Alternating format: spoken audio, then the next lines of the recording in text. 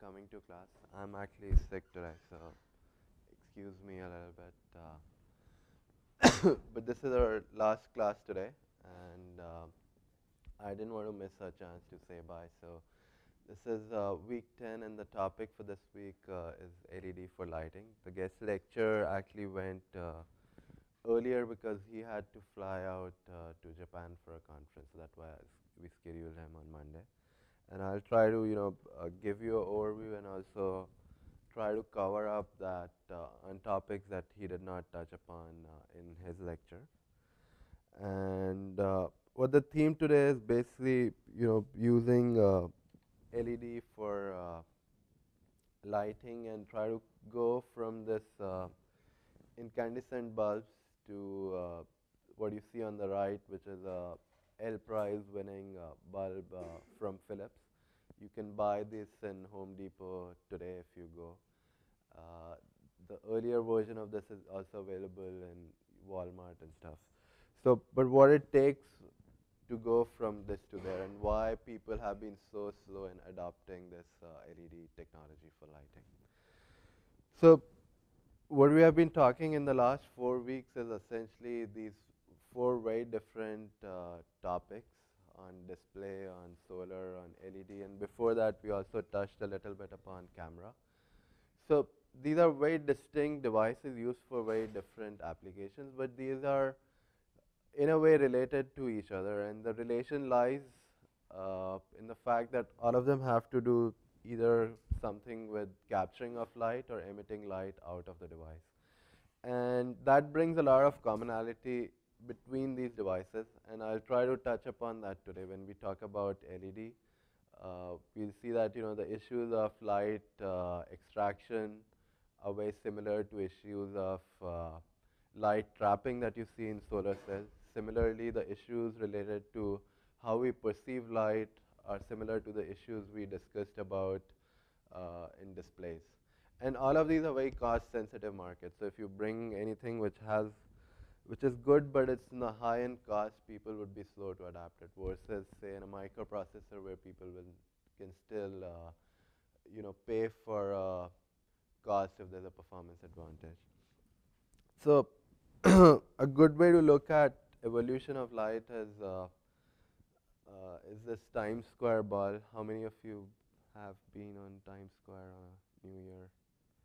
Okay, few of them, right? So it's dropped from Times Square 1. I've been there in 2008 and then again in 2010. So it's besides being being a very crowded place and a lot of people, this ball has actually been at the forefront of lighting technology since the very invention of lighting in 1904 by since the very beginning. It started in 1907 with incandescent bulbs. Then those were replaced by halogen bulbs, which were more efficient and more bright. And since 2007, if you go now, this is all composed of around 5,000 LED bulbs. And so this is how the lighting technology has evolved from incandescent to halogens to compact fluorescence and now to LEDs. So if you go to a local store, if you shop in Walmart or if you go to Home Depot, people usually don't go to Home Depot unless they have home of their own, or especially grad students don't go to Home Depot. But if you go there, you'll find a lot of even in Walmart, you'll find a lot of these LED bulbs, and these are typically stacked somewhere near to CFLs, and they will cost anywhere between the cheapest one I was checking in Walmart is around $12. The LED the L prize winning bulb from Philips from last year is around $16. The one which won the prize this year is around $30. So you'll find incandescent bulbs, they're very cheap, go for around 40 cents a piece. CFL bulbs, which will cost anywhere between $3 to $4, and then the LEDs, which are still minimum $10 to $12. And at the back of these packages, you'll see things like this. There will always, especially if it's a CFL or a LED bulb, it will always, have a picture at the back of the package. So, it's equivalent to this many incandescent bulbs. And that's mostly calculated from the lifetime. So LED has a lifetime of typically more than 25,000 hours. And even after 25,000 hours, it does not actually go bad. What happens is the intensity falls over time. So the time of lifetime is typically reported as the time at which intensity falls to 70% of its value or so on. CFL is actually a very hard technology to replace even for with LED bulbs. It has also a very good lifetime. It has a lifetime of more than 10,000 hours, and it is also pretty energy efficient. It's not as shabby as compared to LED, as we'll see. So it's not that LED have a very clear mandate as of now that every lighting will be replaced by LED. That's clearly not the case, as I'll show you in the data. But they'll typically point out these numbers that if you buy our bulb over 10 years, you'll spend this much, versus if you buy incandescents over 10 years, you'll spend this much. And that 10-year cost looks very attractive. That if you compare with LED. But what you pay out of the pocket is especially if you're buying it for residential use, you can buy incandescents for less than 50 cents, a CFL for less than $4, but a good LED will still cost you around 20, 30 bucks. And there's a differentiation in this cost analysis if you are buying it for your home, or versus if somebody is buying it for a commercial application. In a commercial application, especially for a company, you can get a lot of depreciation if you buy it in a particular year. And so that's why we'll discuss that the adoption of LEDs is happening more rapidly for commercial than in residential. And this is a good article from Wall Street Journal which talks about the cost saving. So LED versus CFL, the initial cost is much higher. The energy cost is less, but I think for a lot of people, especially in commercial applications, this maintenance cost, because you don't have to replace them, you have to replace them only maybe 1/5 of the time you have to replace a CFL. That actually brings a lot of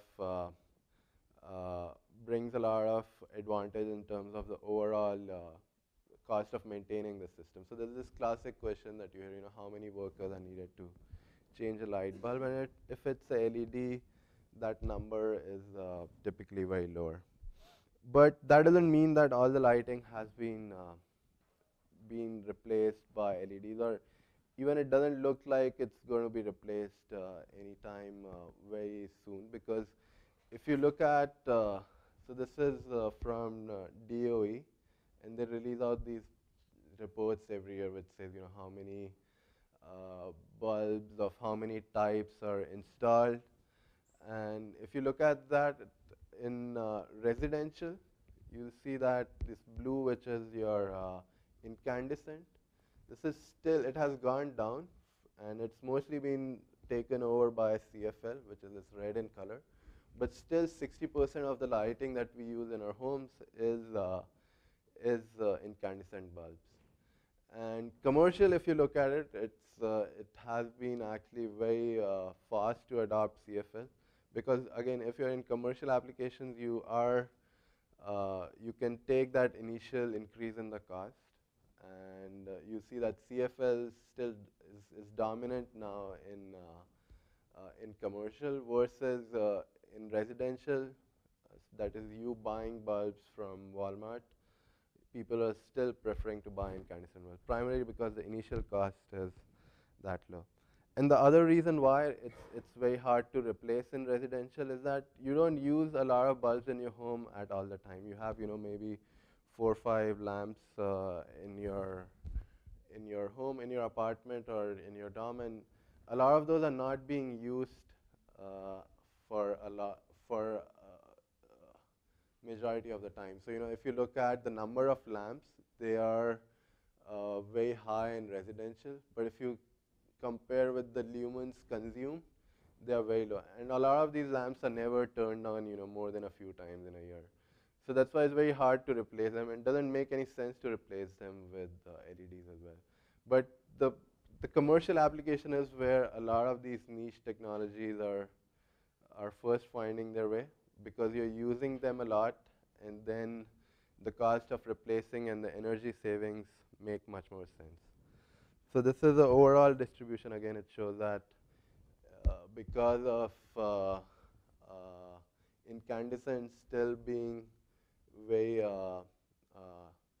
regularly used in residential, while fluorescents are most commonly used in commercial. So overall, you still have a mix, which is CFL, incandescent, and LEDs, which is that yellow in color, is that's very small silver. It's less than 1.5% of the total sockets.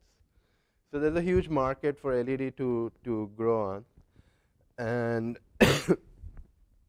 DOE they organize this L prize competition, and they have a set of specs that you have to be above 1,000 lumens. You have to be above 900 lumens at more than 90 lumens per watt, and so on. And they give a huge bounty. They give, I think, $10 million to the winner to bring the cost down of the bulb. So this is the bulb which won in 2011, and this is, I think, the winner for this year.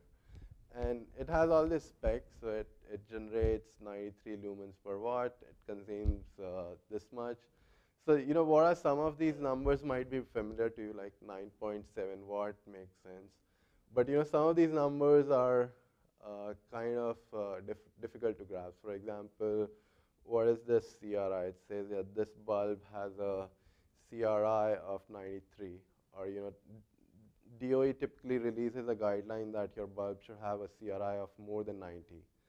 And it also says it has a color temperature of 27. So why is this color temperature around 2700? And so we'll try to answer some of those questions.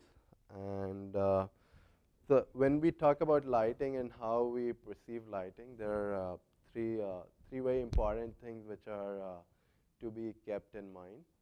The first is luminous efficacy, and it relates to, again, how our human eyes perceive light. The second thing is the temperature of the light, sometimes also called as CCT, or correlated color temperature. The other very important thing is how well that bulb is able to render different colors. So under that lighting, how clearly you're able to see different colors, and that's typically given by, that's a very debated metric, but most common metrics used is CRI, or color rendering index.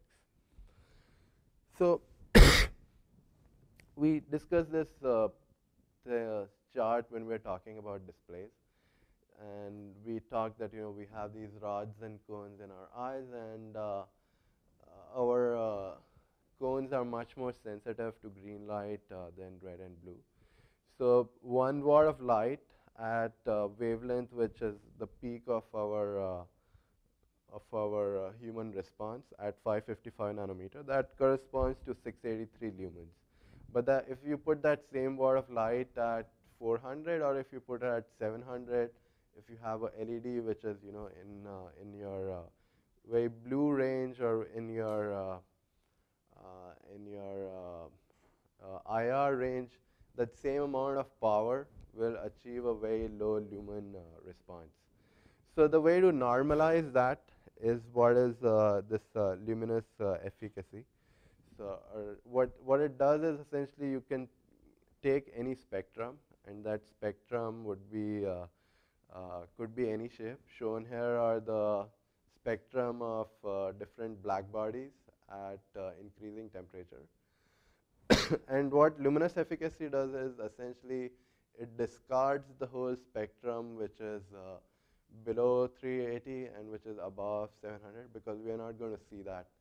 So a lot of incandescent bulbs, which are essentially black bodies, they have this spectrum which lies all over the place. It has a lot of spectrum available in the red. It also has a spectrum available in ultraviolet. So that's good for heating, but it's no use for lighting. So that's why incandescent bulbs are so inefficient, because they emit all of the spectrum in either IR or in UV, which is of no use for lighting. So what this luminous efficacy does is essentially it integrates the spectrum which lies over here. So it multiplies it with the human response, human eye response, and does an integration and comes up with a number. And that number depends, so if you calculate it for a black body, you see that, if your temperature is less than 3000, a lot of your spectrum is over here. Then you have your peak of your spectrum within this. But if you go above that, again your spectrum moves into UV.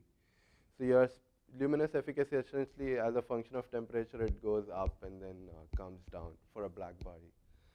And for the LEDs, what happens is you have a much different spectrum. So LEDs or CFL, they both up.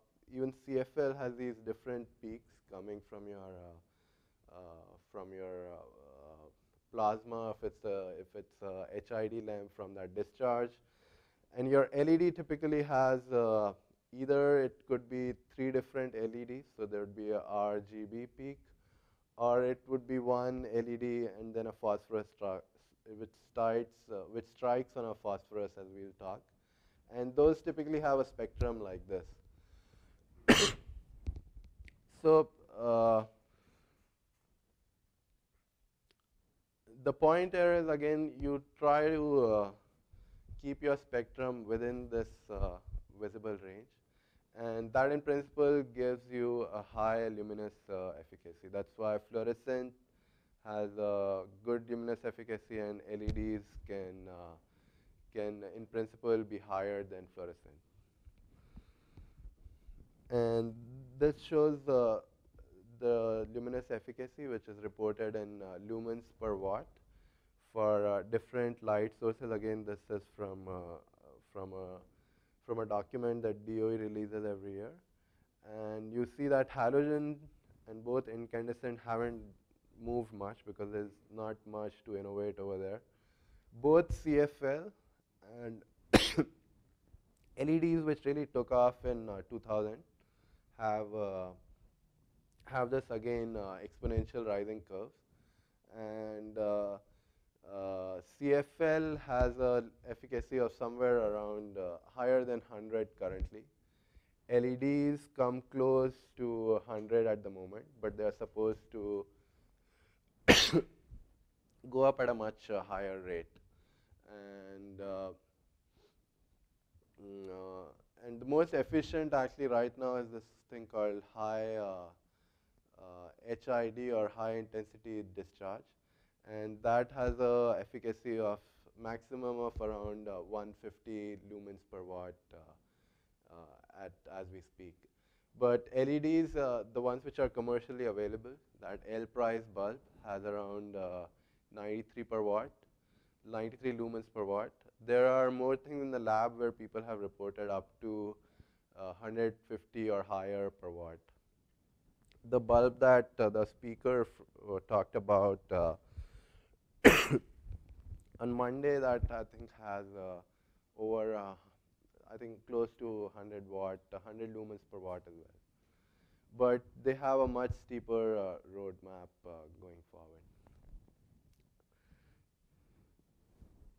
So the second thing which is important is this color temperature. And this, again, has to do with what our eyes has become used to over so many years. And sunlight when it's noontime has a color temperature of 4,300 Kelvin. That is, your spectrum peaks at that particular temperature. Your halogen lamp excuse, has a temperature of 3,000 Kelvin. And so these different CFL or even LEDs, they actually vary their temperature. And when they're close to tungsten temperature, they typically call it warm light. And when they're close to CFL, when they're close to sunlight, they call it cool white light. And it again depends upon what you're more used to and what you like more. So it depends upon geography as well. People in US are typically more used to this tungsten halogen light. People in Asia, in India, they're more used to CFL light, so they're more comfortable with the temperatures of around 4,300 Kelvin. So it's actually it's again varies from person to person, varies from geography to geography.